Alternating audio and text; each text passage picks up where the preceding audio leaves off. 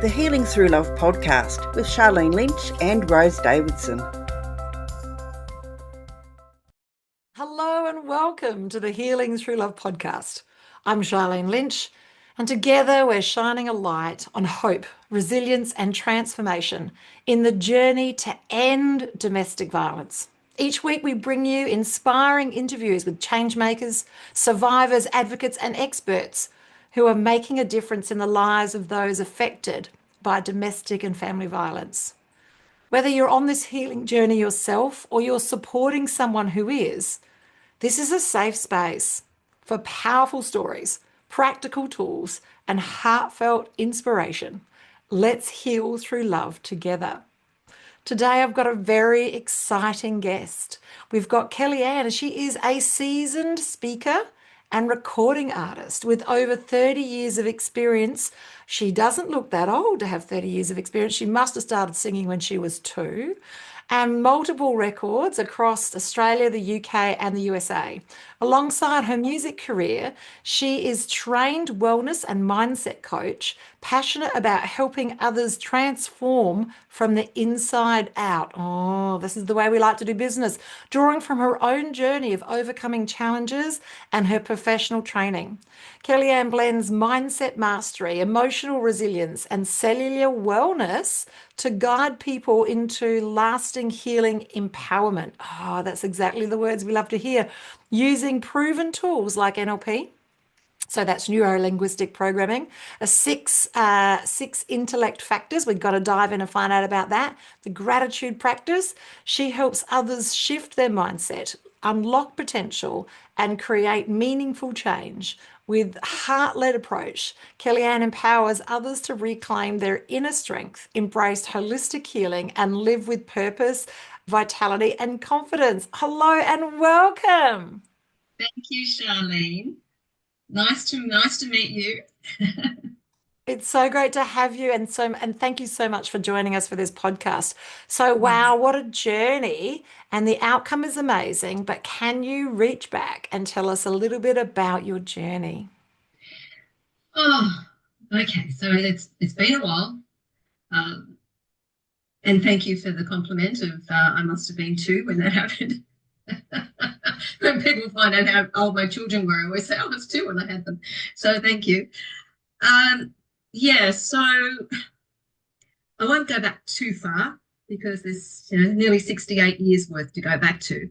But I came from a home where my parents divorced when I was a baby, and lived with my mum and my grandmother and my great-great-grandmother, my grandfather, and then my mother remarried, and when I was about 5, and then when I was about 16, things started to go a little bit downhill at home.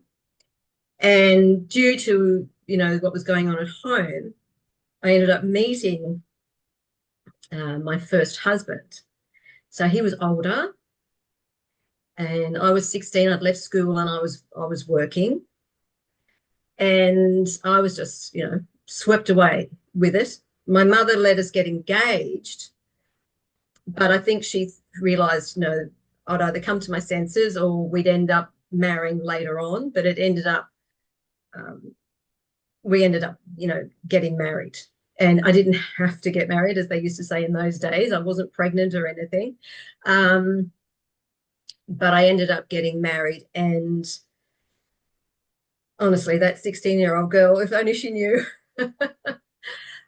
So he was a drinker, and I learnt the hard way not to argue with him when he was drinking. So basically, he was 21, I was 16, and I ended up having 2 children. So that was the gift from that marriage, was my 2 beautiful children. But there was violence, especially with the drinking. I was alone. There was a lot of, as women with, that are in the middle of domestic violence know, it's not just the physical abuse, it's the mental abuse. And told that, because I was so young, so immature emotionally. And I was believing what he was saying about me, that I was, useless basically, and just everything I did wasn't right. And I really had no confidence and such low self-esteem at the time. I didn't even know what self-esteem was.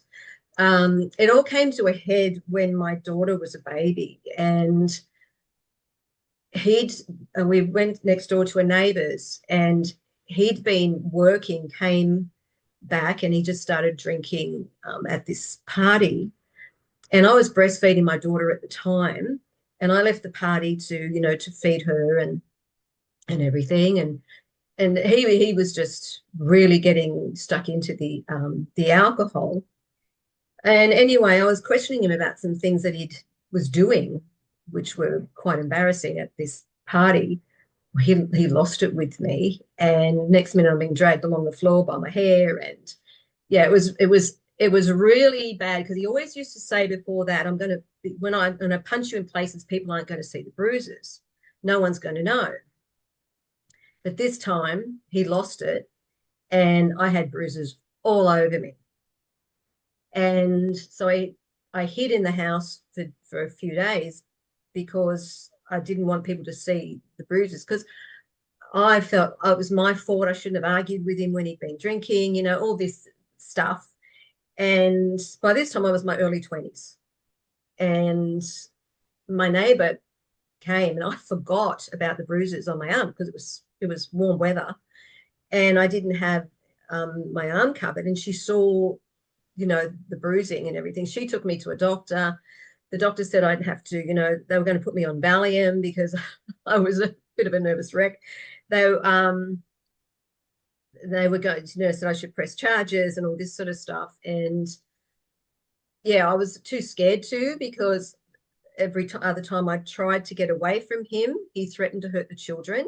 He even held my son over an embankment one time, and said, if you don't get in the car, I'm going to drop him, when he was a baby.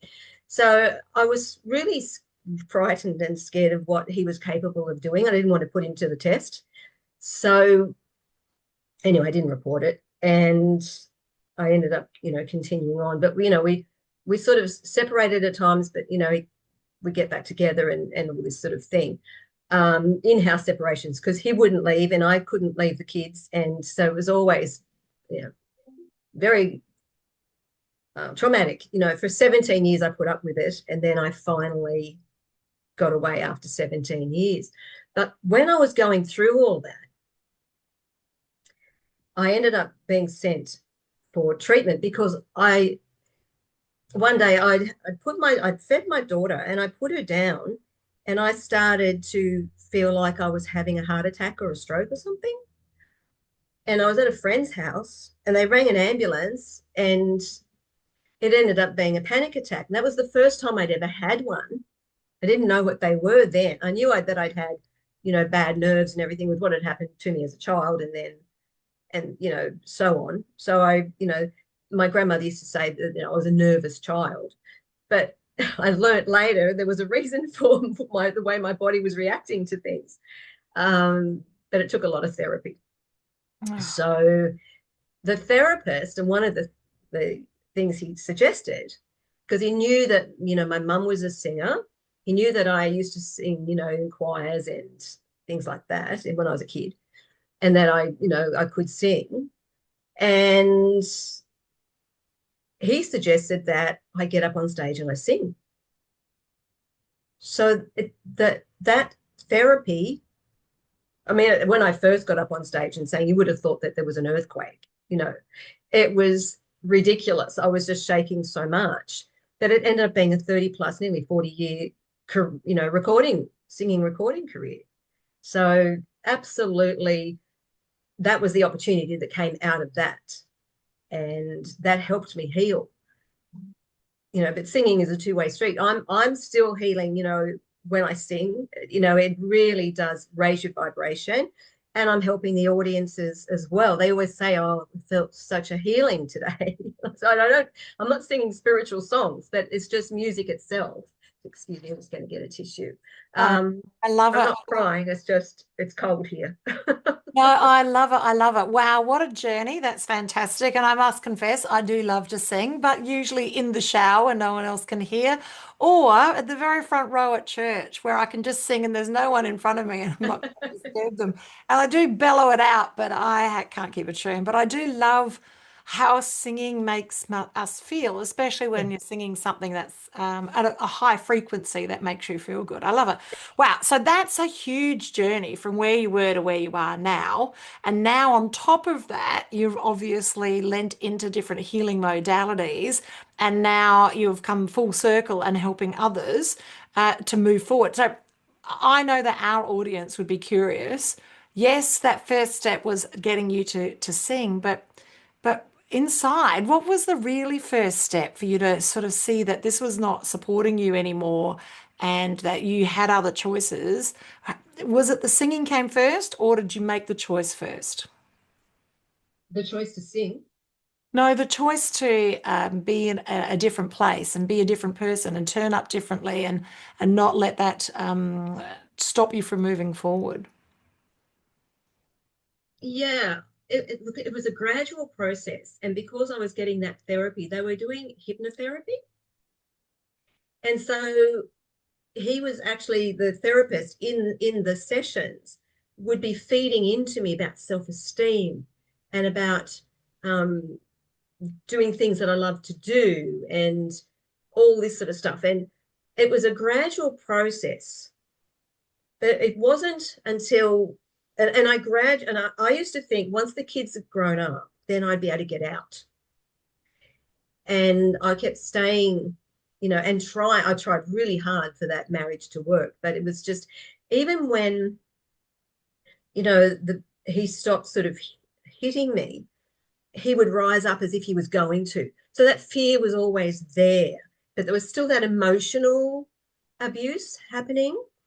And it was something that happened with my son that instigated me thinking, I'm staying because of the kids, but it's not doing them any favors. A therapist of my son's said, to me, it's affecting them because of the temper this man had.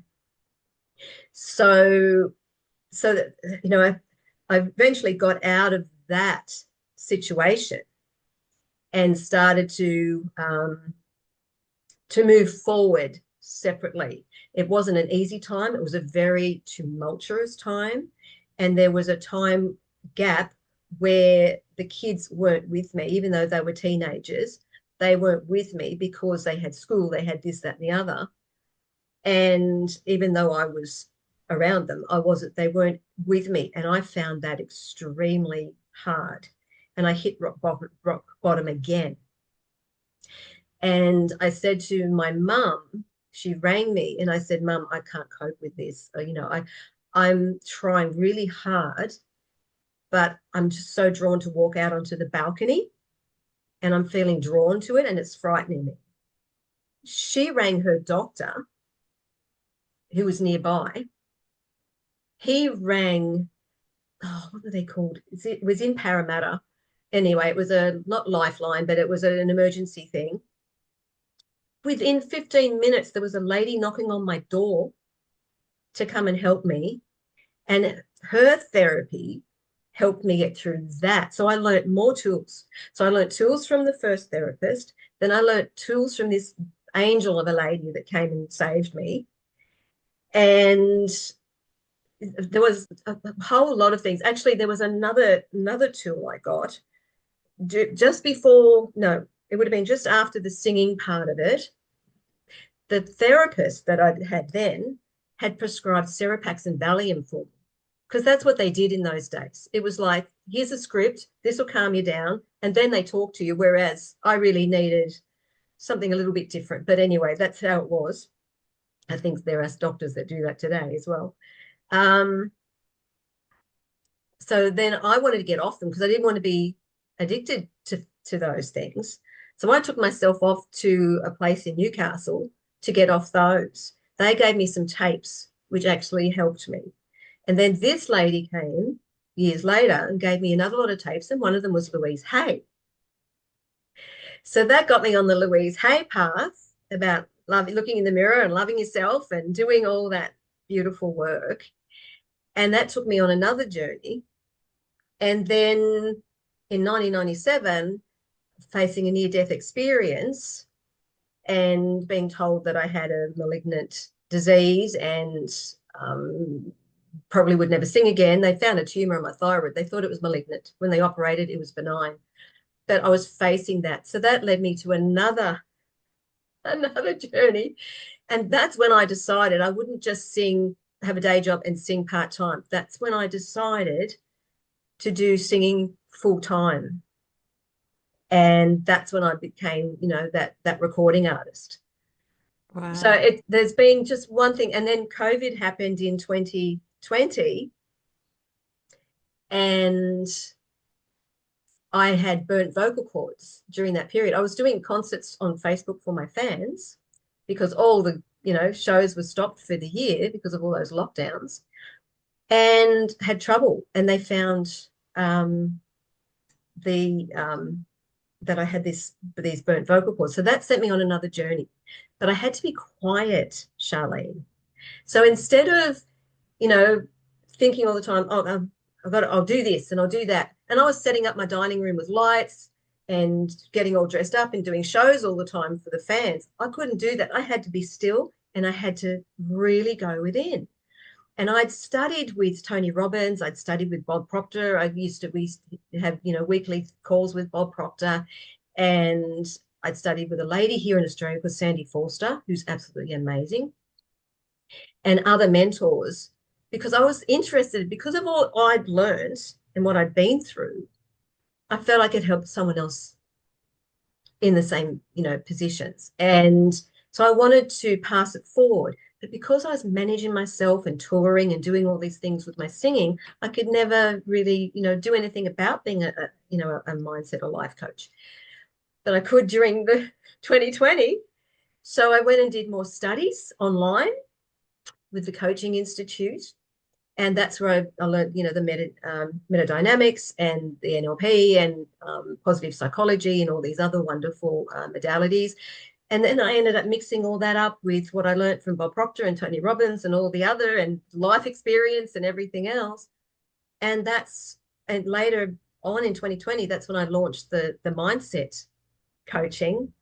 And then the health journey was continuing. And then that led me on to another path. And then I ended up incorporating the wellness and the mindset together when I learned about cellular activation and natural cellular activation and that part. So I love yeah. I love it. So, wow. So this is decades of information put together, Decades. woven together into a proven process that incorporates not just mindset, but also wellness to create an opportunity for people to shift through the gap from where they are to where they want to be. So if you're looking for more context on this and, this has piqued your curiosity, please reach out to the links that we've got in the show notes and also in the show description as well. I'm going to ask Kel-Anne a question in a moment, but before I do, if you're listening today and you are a survivor of family and or domestic violence, reach out to Healing Through Love. We have Pamper Days, think day spa on steroids, in your local cities. You come for free and beautiful practitioners hold the space, hold the frequency for you for a day of beautiful healing, all for free. So reach out to us. We'd love to have a conversation with you and point you into the right direction to a local one near you. Now, if you're listening today and you yourself are a practitioner, hey, reach out to Healing Through Love. We'd love to have you on the podcast. But also reach out to us if you've got a heart for change and you would like to hold the space at one of these Pamper Days. We can connect you to your local organizer and you can pay it forward for that day and make a difference for a woman that will change her life. I love it. I love it. Kel-Anne, I've got a question for you. In this closing minutes, what would be your final words of wisdom to our audience? Oh my gosh, so many. Trust your intuition. Listen to yourself. Go within. The power's within. It's not out there. It's in here. Oh, I love that. I love that. I love that. And it is so true. My catchphrase is that you've got this. And because we're vibrating at the same frequency, Kel-Anne, that we believe that the answer is inside of our audiences listening. Thank you so much for joining us today on Healing Through Love, and we look forward to connecting with you soon. Goodbye from me and goodbye from Kel-Anne. Bye. Thank you for joining us for this episode of Healing Through Love. You can get further resources, see the show notes, or simply reach out to us via our website at htlaustralia.org. Thanks so much for joining us, and we look forward to your company next time on the Healing Through Love podcast.